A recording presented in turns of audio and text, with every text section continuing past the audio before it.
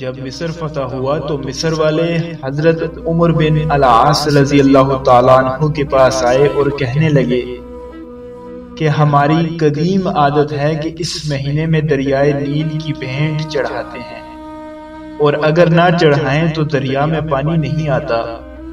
ہم ایسا کرتے ہیں کہ اس مہینے کی 12ویں تاریخ کو ایک باکرہ لڑکی کو لیتے ہیں جو اپنے ماں باپ کی اکلوتی ہو، اس کے والدین کو دے دلا کر رضامند کر لیتے ہیں اور اسے بہت عمدہ کپڑے، بہت قیمتی زیور پہنا کر، بناؤ سنوار کر اس نیل میں ڈال دیتے ہیں تو اس کا پانی چڑھتا ہے، ورنہ پانی نہیں چڑھتا۔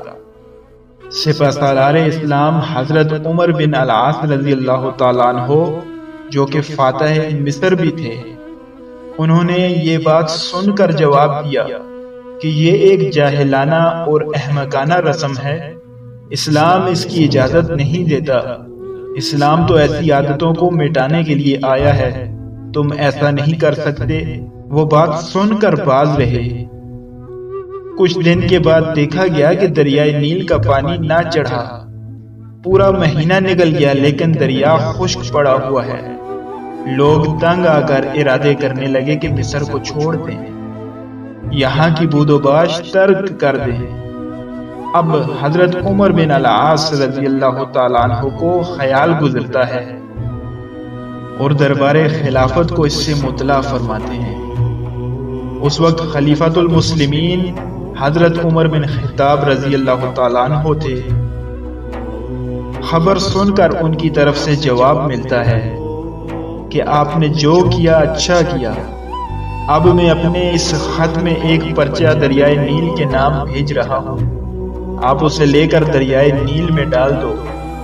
حضرت عمر بن العاص رضی اللہ تعالیٰ عنہ نے اس پرچے کو نکال کر پڑھا تو اس میں تحریر تھا کہ خط ہے اللہ تعالیٰ کے بندے امیر المومنین عمر کی طرف سے اہل مصر کے دریائے نیل کی طرف، بعد حمد و صلات کے مطلب یہ ہے کہ اگر تو اپنی مرضی سے اور اپنی طرف سے بہہ رہا ہے تو خیر نہ بہہ، اور اگر اللہ تعالیٰ واحد و قہار تجھے جاری رکھتا ہے تو ہم اللہ سے دعا مانگتے ہیں کہ وہ تجھے رواں کر دے۔